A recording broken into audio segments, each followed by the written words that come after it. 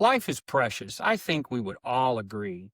But often we find that we take the very things that we do every day in life for granted until something happens in a blink of an eye. Hello, I'm Tom Russo, and this is In a Blink of an Eye, where we discuss stories from ordinary people whose lives are changed in an instant and how they overcame through faith, courage, and determination. Join me on this podcast for uplifting stories of how people face various challenges and learn to not only survive, but to thrive. In a Blink of an Eye is sponsored by Marketplace.live. Find what you need and get what you want at Marketplace.live. That's Marketplace.live. Today, I am absolutely honored and privileged to have with me Tiffany Cook. Tiffany, I have known Tiffany for a while, and Tiffany, welcome to the program. Thank you for being here today. Thank you, Tom.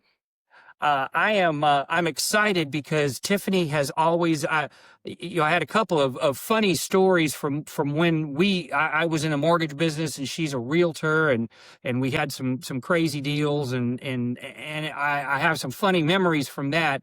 But what I always remember about Tiffany is just her wonderful personality. And I know she carries that out with her clients. And I know you have, the Tiffany Group, the Keller Right. Williams Group, out in the Mhm. Dallas-Fort Worth area, and you also do some stuff out in Florida too, don't you?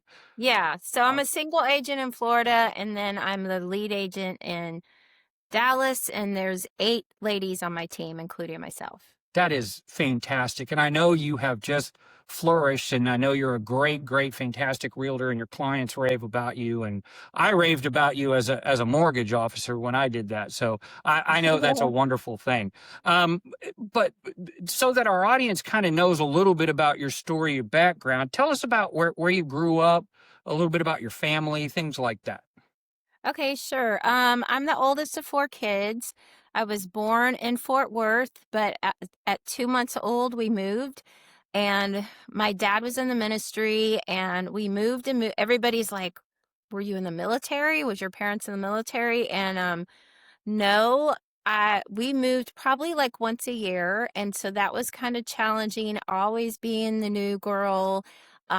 I have a very outgoing personality, but Yes. growing up, I was just shy and didn't have a lot of friends, and so God can always well, where's my tattoo at? Beauty for ashes. God can always take bad things in your life and bring about something good out of it. And so I think one of the things that he brought out of that challenge is being a young child and moving once a year is I like for everybody to be seen. So if I go into a room and there's a new person or somebody that feels kind of out of place, I seek them out, Right.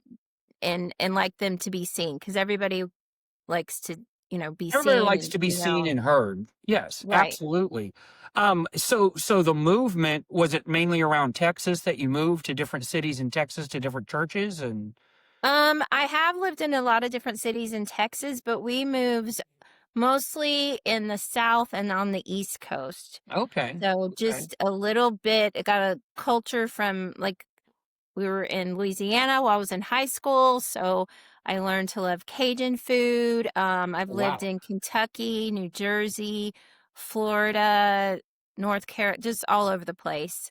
And then I was in Texas during my junior high years. So that was where I came to love Dr. Pepper. I've got Diet Coke with me, so Okay, I'm so sorry. my mom was a Dr. Pepperaholic, so Yes, I've me been too. around women that love Dr. Pepper, that's for sure. Hmm. I do remember that actually. Now that you say that, I remember you being a Dr. Pepperaholic. That's cool. Yes. Um, so you traveled a lot. You finally graduate from high school in Louisiana, and at that point, you go on to the University of Texas, I believe. Well, okay, so I did go to University of Texas, but before that, my undergrad, I went to Southeastern Assemblies of God University in Lakeland, Okay. Florida, and I always wanted to marry a pastor. My dad was a pastor. My late husband was a pastor. My current husband's a pastor. I saw this hot guy at the gym and I was like, excuse me. You wouldn't happen to be a pastor, would you? He thought that was the weirdest pickup line ever. Oh, man. But I felt called into the ministry as a pastor's wife. I absolutely love people. And I love my job. I was a former teacher. I was a math university professor, so I got to be around people, students at that time. As a realtor, I'm around people, and as a pastor's wife, I'm around people. So I'm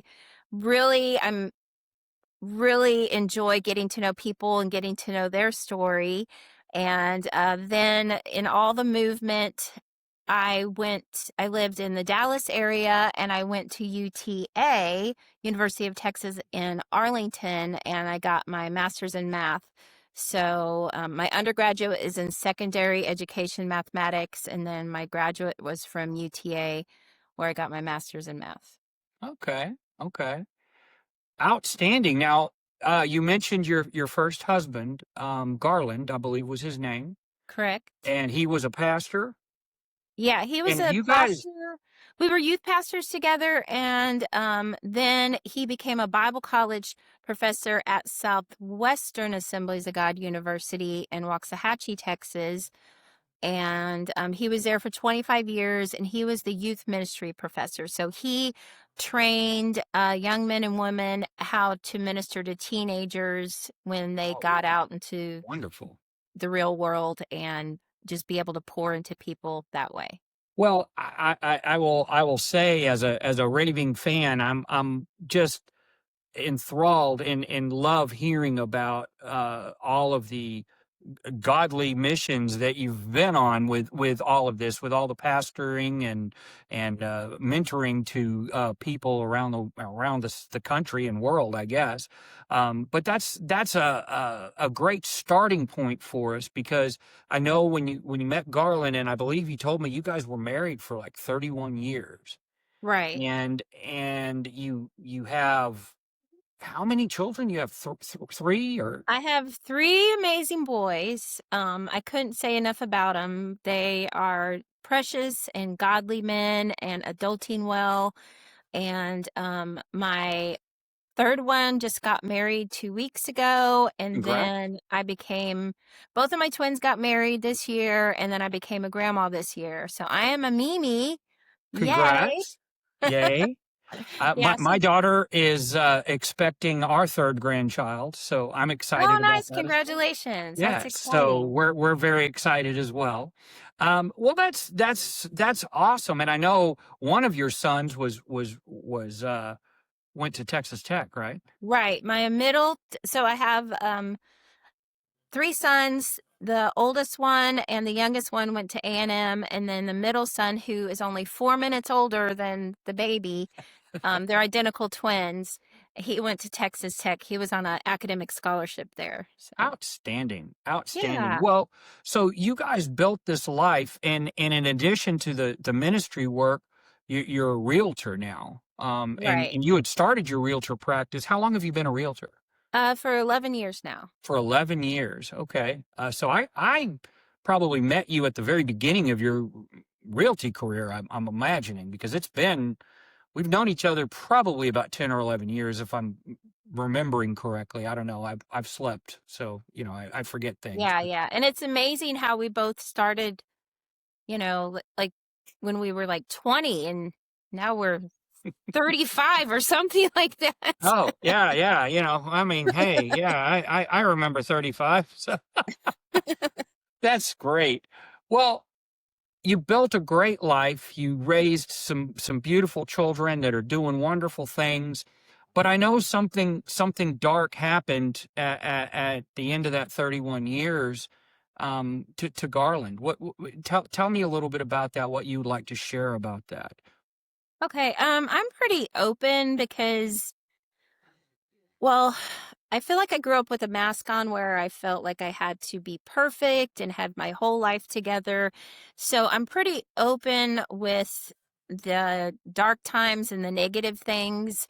And people tend to Well, you just see on Facebook, everybody seems like they have their life together and they don't seem human. And when you share your hurts and your struggles, people can relate to that. So, Yes. you can ask Amen. me any questions I'm comfortable answering. But yeah, when we had just been married 31 years, it was the next month. And well, I don't know how to start the conversation.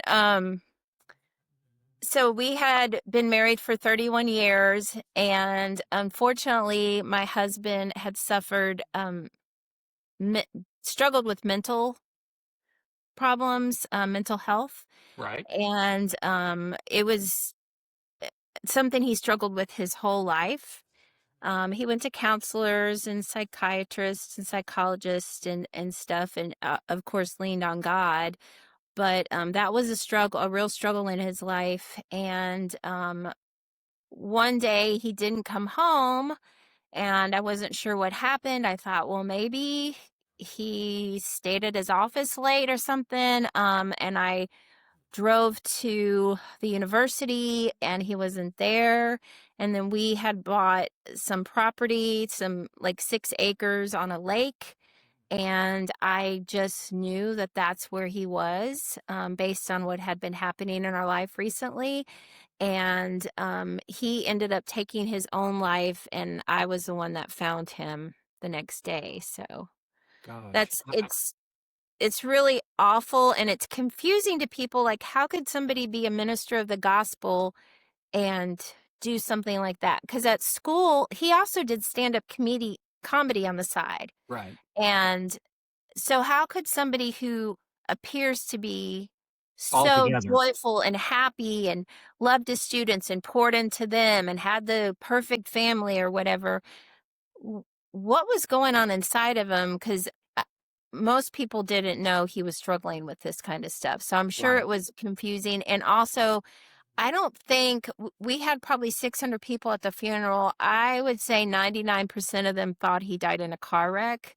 'Cause it was sudden, and then something weird came out on the internet that it was a car wreck. So a lot of people don't know, but I know mental health is a big challenge for a lot of It people is. in America and the world. So I'm open to talking about my life and my late husband and just whatever can help others. They don't have to live in shame if they're struggling that I way. love you saying that because that's the whole purpose of In a Blink of an Eye is if I feel like a message that we give helps just one person, I feel like we've done our job, our done our godly calling, and Mhm. that's what got me doing this in the first place. And I've received so many wonderful letters from all the different messages because we've had all kinds of maladies and things that have happened. And I know I have experienced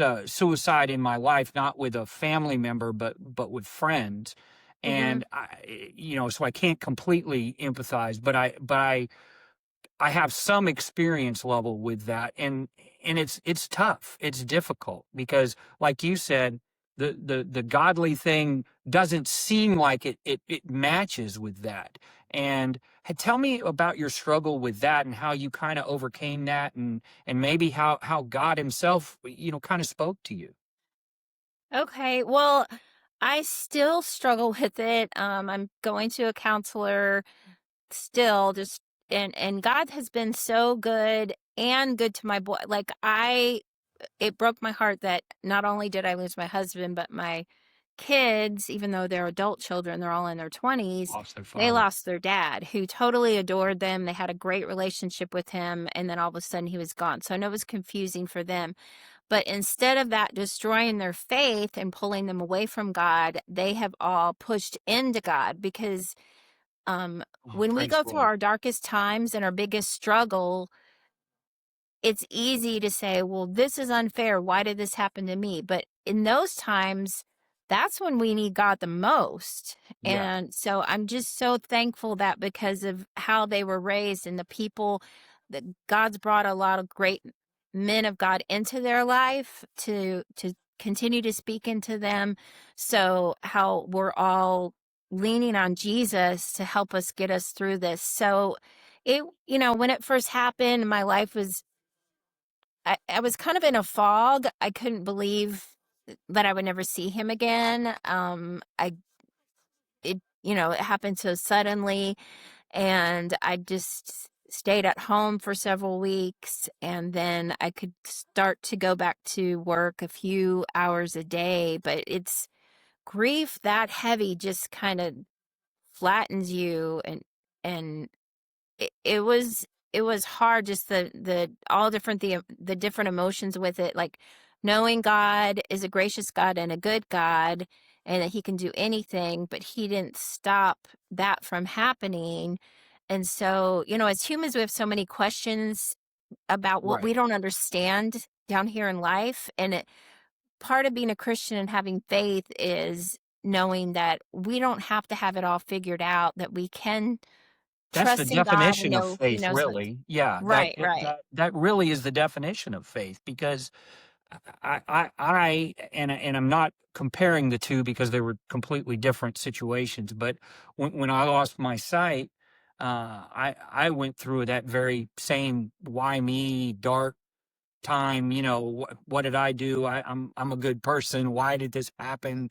You know, and you know, God and my wife both helped me through that and made me realize this is what God wants for me right now. For whatever reason, I don't understand it, but I Right. accept it and Yeah. I'm going to make the most of it. And I hear that in what you're saying. And I think that's a beautiful thing out of a tragic situation.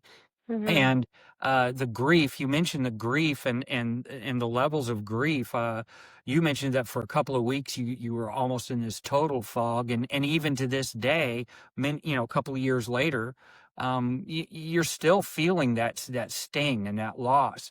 And I know one of the things, and I'm sure it's cathartic for you because it's cathartic for me, is is doing podcasts. I've seen that you've done a few on grief and Mhm. I commend you for that. And I fully intend to go and watch several of them. I've got them marked that I want to watch them. So just as I hope you get to watch some of my Blink of an Eye podcasts, I hope that you do. But I'm looking forward to it. But do you find that to be kind of a blessing for you in a way to help you have an avenue to release that grief a little bit?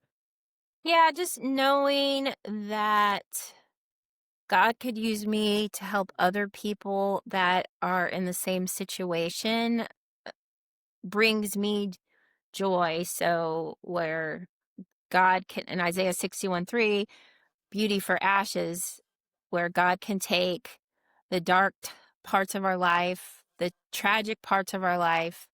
And not that he's happy that that happened, obviously, but we do live in a sinful world and a fallen world. And so crap happens to everybody. We all Yeah. have trauma in our life, and we all have struggles that we're working through.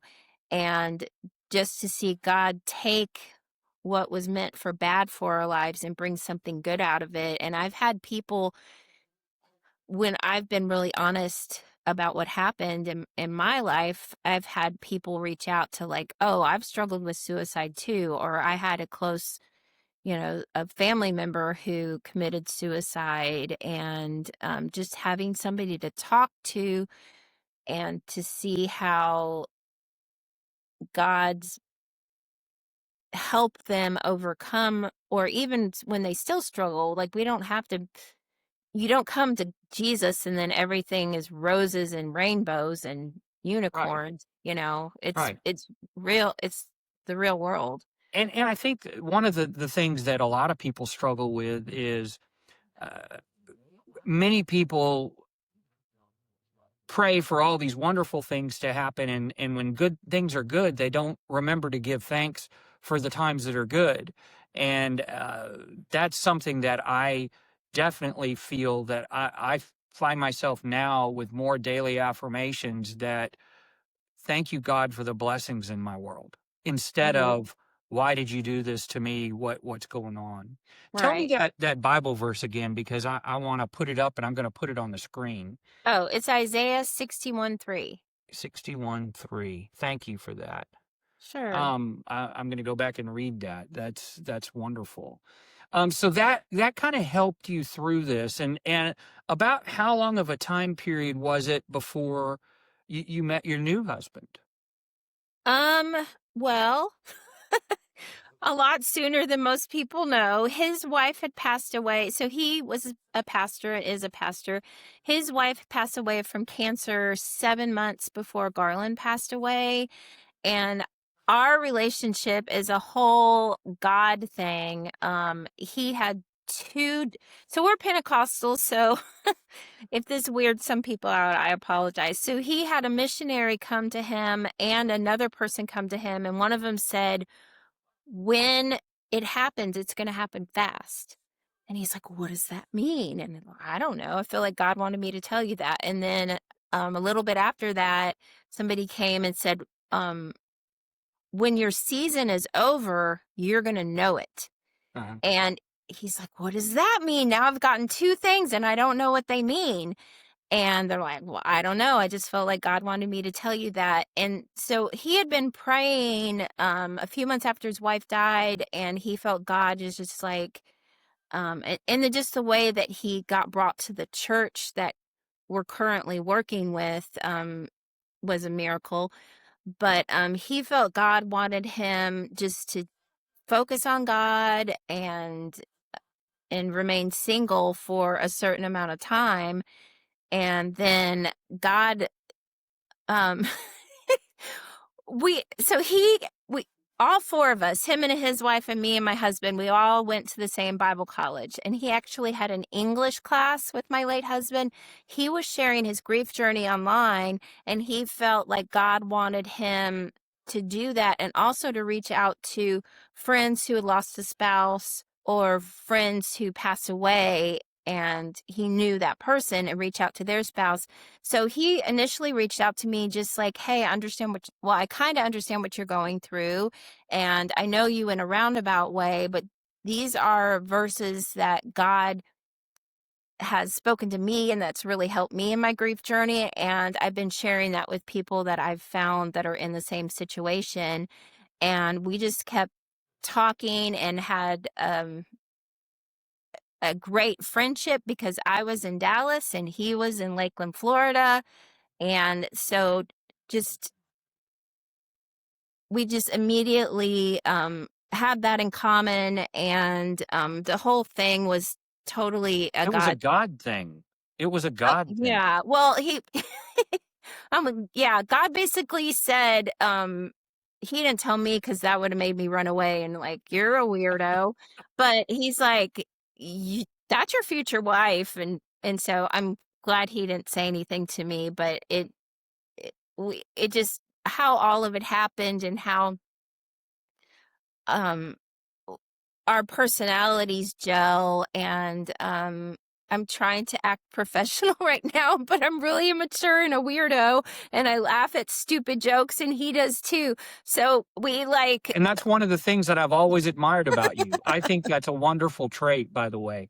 I'm going to interject a funny story of you and me okay. when we were working on a deal, and my family was getting ready to go to Italy, and you had told me about when you and Garland had gone to Italy, and some woman had looked at Garland or something like that, and you know, you were hilarious. I mean, we were talking. We must have talked for 30 minutes, not about business, but about this story of Well, you I and was in the Vatican, and I did not yes, appreciate her yes. batting her eyes at my husband, and I let her know that. So But I thought that was a beautiful story, and it broke the ice. Really, that was one of our first conversations, because I had told you mhm. we were getting ready to go to Italy with my family, and that's what brought it about. And Yeah, that I taught don't me all I recommend. needed to know about your personality, and I loved it. Yeah. I think that's a beautiful thing that you share with not only your clients, your friends, and your family, and of course with your new loving husband, and of course you did with Garland as well. And I I know that you have recovered in a lot of ways much stronger. You've become a stronger woman even because of this tragedy.